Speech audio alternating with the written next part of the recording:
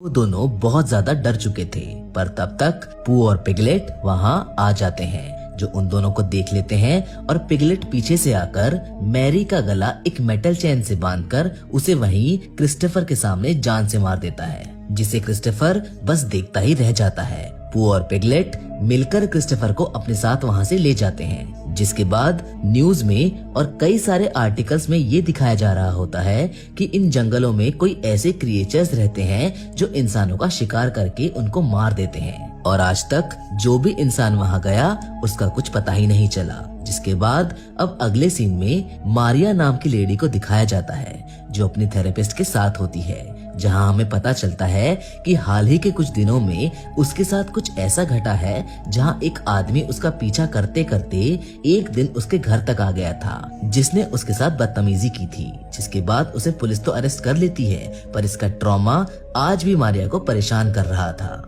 उसकी थेरेपिस्ट उसको सजेस्ट करती है कि तुम्हें इन सब से बाहर निकलने के लिए कहीं बाहर घूमने जाना चाहिए, जिसकी वजह से तुम्हारा माइंड फ्रेश हो जाएगा और तुम्हें मूव ऑन करने में हेल्प मिलेगी। अपनी थेरेपिस्ट की बात को मानकर वो अपनी 4 दोस्तों के साथ निकल जाती है, जिनका नाम जेस, लारा, एलिस और जो होता है। वो सभी उसी 100 एकड़ नाम के जंगल में जाते हैं, जहाँ रास्ते में उन्हें एक गैस स्टेशन भी मिलता है, जो शायद काफी समय से बंद पड़ा हुआ है। और वहीं उनकी मुलाकात एक कपल से होती है, जहां वो कुछ बातें करके वहां से आगे चले जाते हैं उसी 100 एकड़ नाम के जंगल में, जहां हम उनकी एक और दोस्त जिसका नाम टीना होता है उसे भी वहां पर आता देखते हैं, जो रास्ता भटक जाती है और अपने दोस्तों से कांटेक्ट करने की कोशिश करती है, पर वो पास के जंगल में पू को देख लेती है, जिसको देखकर वो बहुत ज्यादा घबरा जाती है, क्योंकि उसने पहले कभी भी हाफ ह्यूमन और हाफ बियर नहीं देखा था। जिसके बाद वो वहाँ से भागने लगती है, जहाँ पू भी उसका पीछा करता है। टीना पास ही की एक फैक्ट्री में जाकर छुप जाती है, पर पू उसे देख लेता है और उसे किसी कटिंग मशीन से काट देता है, जिसके बाद वो उसका खून एक बाल्टी में कलेक्ट कर लेता है। अब हमें दिखाया जाता है कि पू के बाकी के साथी भी उसके मांस को वहीं खाने लगते हैं, जहां दूसरी तरफ मारिया और उसके दोस्त आपस में बातें कर रहे होते हैं, जिन्हें इसका जरा भी आइडिया नहीं होता है कि उनकी दोस्त टीना, जो उनके पास आने वाली थी, वो अब मारी जा चुकी है। जिसके बाद पू क्रिस्टोफर के पास जाता है, जहां उसने उसे बांध रखा है। वो सभी क्रिएचर्स क्रिस्टोफर को बहुत ज्यादा टॉर्चर करते हैं। वो उसे मारते हैं क्योंकि वो भूले नहीं थे जो क्रिस्टोफर ने उनके साथ किया था।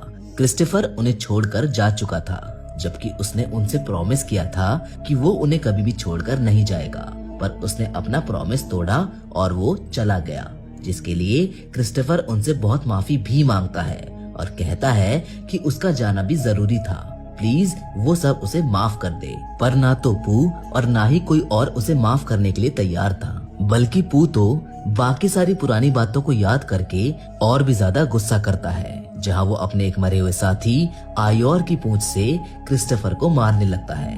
उसके बाद वो उसकी होने वाली वाइफ मैरी के स्केलेटन को उसके सामने रखता है, जिसे देख क्रिस्टोफर की चीख निकल जाती है। जिसके बाद पू उसे उसकी होने वाली वाइफ के खून में डुबा देता है, जिससे ये तो साफ पता चल रहा होता है कि पू और उसके बाकी साथी क्रिस्टोफर से कितना ज्यादा नाराज हैं। जिसके बाद अब पू मैरी की डेड बॉडी को लेकर कहीं गाड़ने के लिए जा रहा होता है, पर रास्ते में जाते वक्त उसे कहीं से म्यूजिक की आवाज आती है, जो उसी घर से आ रही होती है जहां मारिया और उसके दोस्त छुट्टियां बिताने आए होते हैं। उस आवाज को सुनकर पू केबिन की ओर बढ़ने लगता है, जहां मारिया की एक दोस्त लारा वहीं बाहर बने स्विमिंग पूल में एंजॉय कर रही होती है। वो अपनी पिक्चर्स क्लिक कर रही होती है, जहां एक पिक में उसे अपने पीछे पू की शैडो दिखाई देती है, जहां वो पीछे मुड़कर भी देखती है, पर उसे कोई दिखाई नहीं देता है। उसे ऐसा लगता है कि कोई उसके साथ मजाक कर रहा होगा और वो ज्यादा नोटिस नहीं करती है। वो फिर से एंजॉय करने लगती है, जहां पू और उसका साथी पिगलेट लारा के पीछे से आते हैं और एक कपड़े से उसके फेस को कवर कर उसको वहीं बेहोश कर देते हैं। वो उसको अपने साथ ले जाने लगते हैं, जहां वो दोनों उसे रोड पर लाकर लेटा देते हैं। उन्होंने उसे पूरी तरह से बांधा हुआ होता है और एक कार में बैठकर उसे उसी कार से कुचल देते हैं, जिससे लारा की बहुत बुरी तरह से मौत हो जाती है। लेकिन मरने से पहले वो दर्द से बहुत तेज चिल्लाती है, जिसकी वजह से उसकी आवाज उसकी सभी दोस्त सुन लेती हैं, जिसको ढूंढते ढूंढते वो सब बाहर आ जाती है वो सब बाहर लारा की लाश देखते हैं, जिसको देखने के बाद वो सब बहुत बुरी तरह डर जाते हैं। जिसके बाद वो सब वापस उसी घर की तरफ भागने लगते हैं जहां वो केबिन में आने के बाद चारों तरफ देखने लगते हैं। वो बहुत डरे हुए हैं, जबकि पू और पिगलेट वहीं केबिन के आसपास ही उन्हें ढूंढ रहे होते हैं मारने के लिए। जिस बीच मारिया की तबीयत अब इस सबसे बिगड़ने लगती है। जेस उसको ऊपर वाले रूम में लेकर जाती है और उसे शांत करने की कोशिश करती है। वहीं दूसरी तरफ एलिस और जॉय घर के सभी दरवाजे बंद कर देती हैं, पर तब तक देर हो जाती है क्योंकि पिगलेट वहां आ जाता है और उन दोनों पर हमला करने लगता है। एलिस तो उसके हमले से वहीं बेहोश होकर गिर जाती है, पर जॉय स्विमिंग पूल में जाकर गिरती है।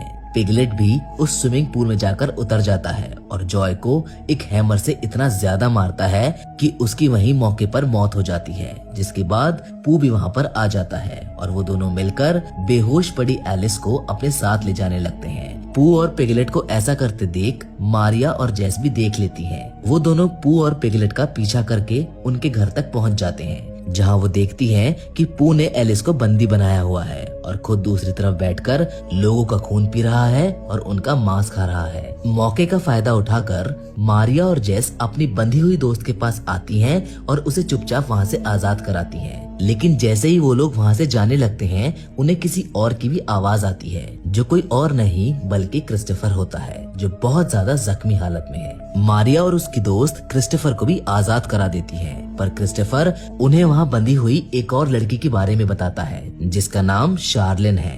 क्रिस्टोफर उन्हें उसकी भी मदद करने के लिए कहता है। वो दोनों शार्लिन को भी छुड़ा लेती हैं, जिसकी हालत भी काफी खराब है, जो मारिया और उसकी दोस्त को पू और पिगलेट के बारे में बताने लगती है कि कैसे उन्होंने कितने लोगों को मारा और उन्हीं में से एक शार्लिन का हस्बैंड भी होता है, जिसका बदला वो उन दोनों से लेना चाहती थी।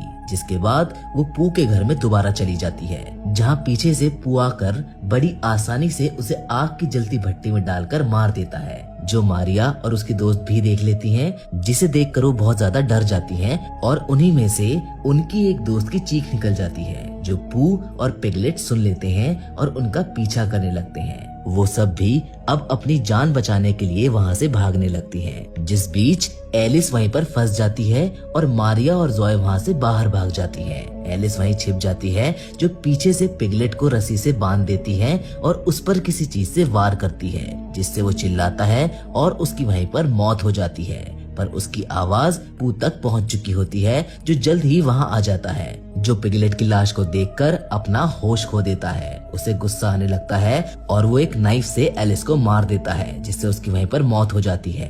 अब दूसरी तरफ हमें जेस और मारिया को भागते हुए दिखाया जाता है, जो भागते भागते जंगल के बीचों बीच एक सड़क पर आ जाती है, जहां उन्हें सड़क पर एक कार दिखती है, जिनमें कुछ लोग भी होते हैं, जिनसे वो मदद मांगने लगती हैं और उनके साथ जो हुआ वो सब उन लोगों को बताने लगती हैं। पर उन्हें उनकी बातों पर यकीन नहीं होता है। लेकिन तभी उनके सामने पू खुद आ जाता है, जिसको देखकर वो सब शॉक हो जाते हैं। जहां मारिया और जेस तो उनकी कार में जाकर बैठ जाती हैं, पर वो सब पू पर हमला कर देते हैं। लेकिन पू बड़ी आसानी से सबको मार देता है, जिसे ऐसा करते देख कार में बैठी जेस और मारिया बहुत ज्यादा डर जाती हैं और पू को उसी कार से कुचलने का सोचती हैं। पर पू कार पर चढ़ जाता है, जिससे उनकी कार क्रैश हो जाती है। कार क्रैश होने की वजह से मारिया तो बेहोश हो जाती है, लेकिन पू अपने साथ जेस को ले जाता है और मारिया के होश में आने का इंतजार करता है। और जैसे ही मारिया होश में आती है, वो उसके सामने जेस की गर्दन उखाड़ देता है, जिसको देखकर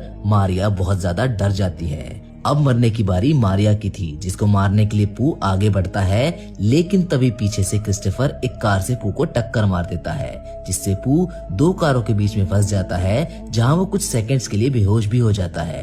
पर क्रिस्टोफर को लगता है कि शायद अब पू मर चुका है और वो मारिया के पास जाने लगता है, लेकिन तभी पू को होश आ जाता है और वो फिर से मारिया को मारने के लिए आगे बढ़ता है। पर क्रिस्टोफर उसके आगे बहुत गिड़गिड़ाता है कि वो उसके साथ रहेगा, उसकी बात मानेगा, प्लीज वो उसे ना मारे। क्रिस्टोफर उससे ये भी कहता है कि तुम्हारे अंदर अभी भी कुछ अच्छाई बाकी है, तुम चाहो तो अभी भी बदल सकते हो। जिसके बाद क्रिस्टोफर उससे बचपन में अकेला छोड़कर जाने के लिए भी माफी मांगता है, पर पू उससे यही कहता है कि तुम हमें छोड़कर चले गए थे। जिसके बाद वो चाकू से मारिया के भी टुकड़े कर देता है, जिसको देखकर क्रिस्टोफर डर जाता है और अपनी जान बचाकर वहां से भागने लगता है।